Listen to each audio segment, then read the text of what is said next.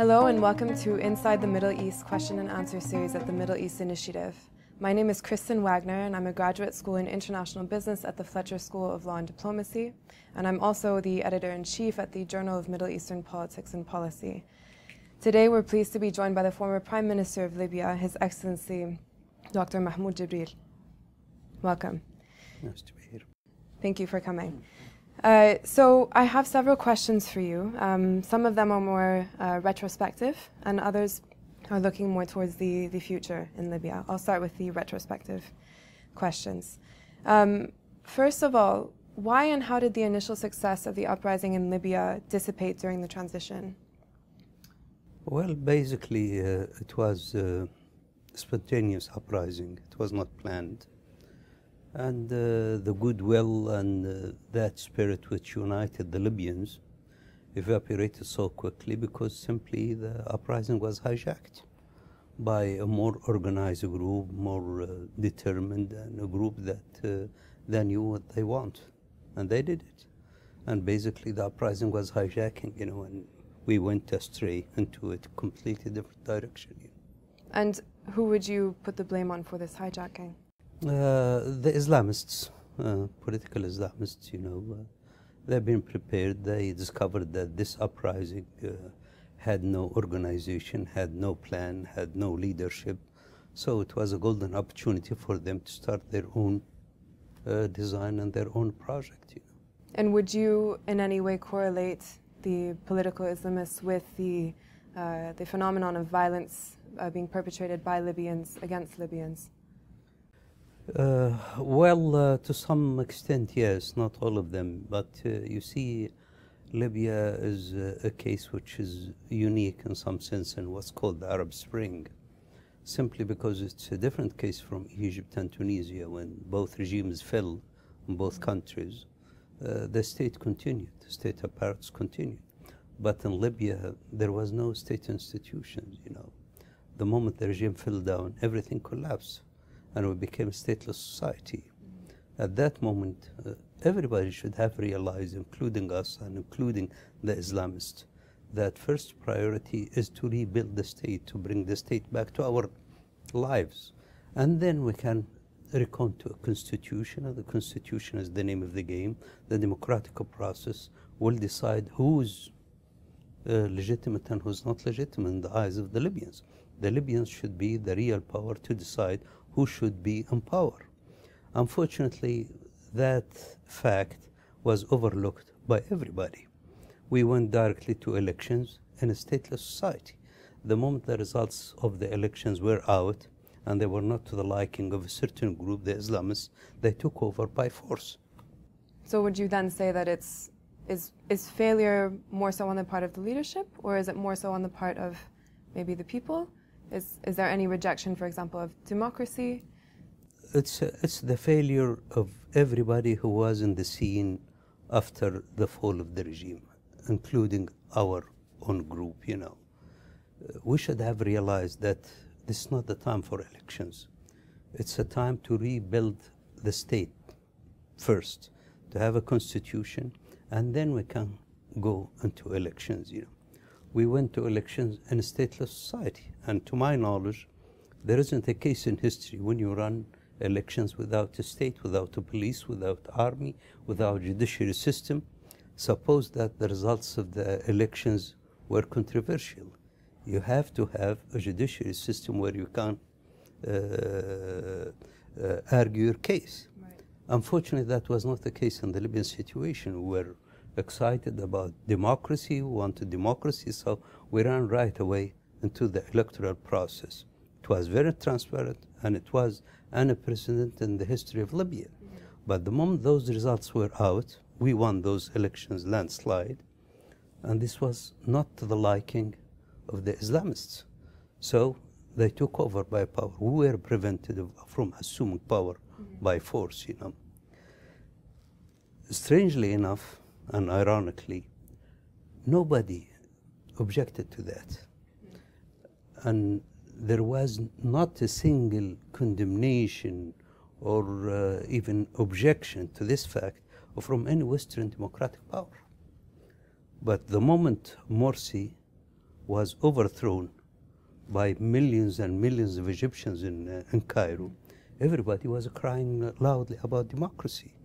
So I don't know, democracy works in Egypt and it doesn't work in Libya, or there is a dual definition of democracy. I mean, those who claim any love or any allegiance to democracy in Libya, they became really suspicious about the validity of talking about democracy in the Libyan context. You know? So we spoke a little bit about leadership, and I wanted to ask you, looking back on your participation in the revolution, what do you think were your greatest achievements and your biggest falters? What could have been done better, and what do you think was done well? Well, first of all, as I said, it was a spontaneous uprising. And honestly speaking, nobody could claim that he was leading that revolution. The initiative came from a young people whom I don't think that anybody knows their names now, you know. Those first wave who went to the streets objecting to the Gaddafi regime. Those who died in the streets of Benghazi and streets of Baida. These are the ones who started the uprising, you know. We joined them later. What went wrong? There was only one objective, how to get rid of the regime. During that uprising, there should have been more talk about the type of regime which should succeed Gaddafi in case the regime came down, you know. That didn't take place. I was most of the time outside for political reasons, running after recognitions from country to country. Right. And I had complete faith in the head of the Transitional Council. And unfortunately, that council, Transitional Council, was overtaken by the groups which took the country into this direction we are in right now. The laws which were issued by that Transitional Council, the deals which were cooked between them, and we were outside, you know, running from place to place, you know, thinking that everybody is behind the same objective. Everybody is looking for a better Libya. Everybody is looking for the dream of every Libyan, that we have this democratic civil state where equal rights are granted for every Libyan, you know. Unfortunately, that was not the case, you know. Other people had different plans, and we didn't know about it at that time, you know. Okay. What was the role of external actors? And I'm thinking particularly here of the Gulf states, namely Qatar, but others as well, during the revolution, and how and why has that changed since? And in addition to that, what is the role of foreign assistance in Libya today and in the future? Well, during the uprising, we had extensive assistance from the Gulf states, especially Qatar, the Emirates, and to some degree Kuwait, Jordan. Though Jordan is not from the Gulf states, but we had extensive help and assistance from Jordan.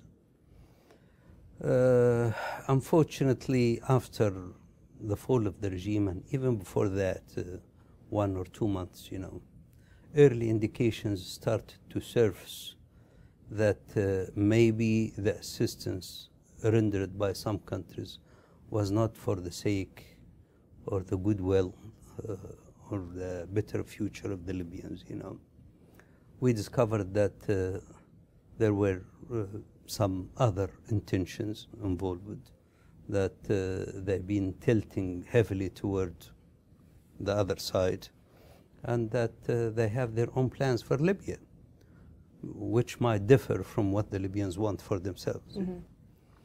Unfortunately, that was the main issue upon which we had different points of view with the Qataris and with the Turks. And we appreciate the assistance that's been given to the Libyans, but we don't appreciate at all not letting the Libyans decide for themselves what they want. You know? Right. Okay, so speaking again to this idea of foreign assistance, something that's been in the news lately is this UN brokered deal and set of negotiations.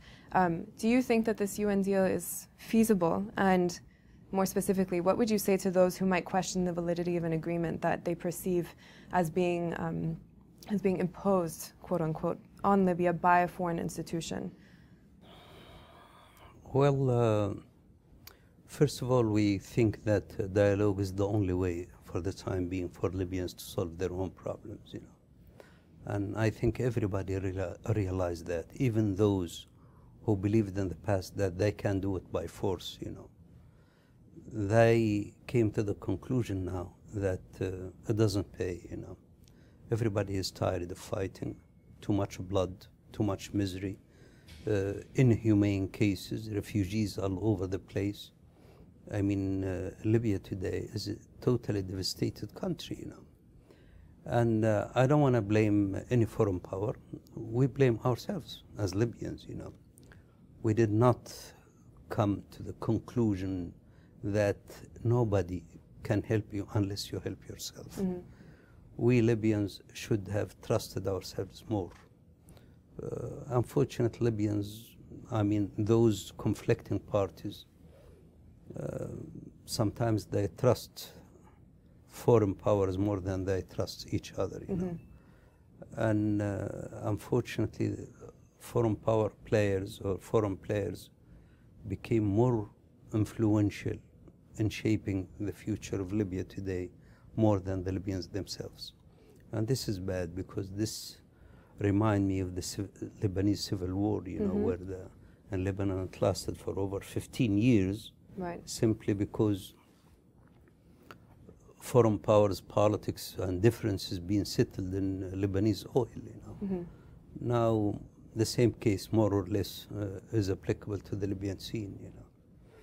I think we wish the UN envoy or UN representative every luck, and that he can succeed in his mission. I always call it mission impossible. But honestly speaking, you know, I believe that a Libyan dialogue is the real solution for Libya, you know. And do you feel like the UN deal is inclusive of that Libyan dialogue, or do you feel like it's being done as a parallel effort? We supported this dialogue, we as National Forces Alliance, right, you know?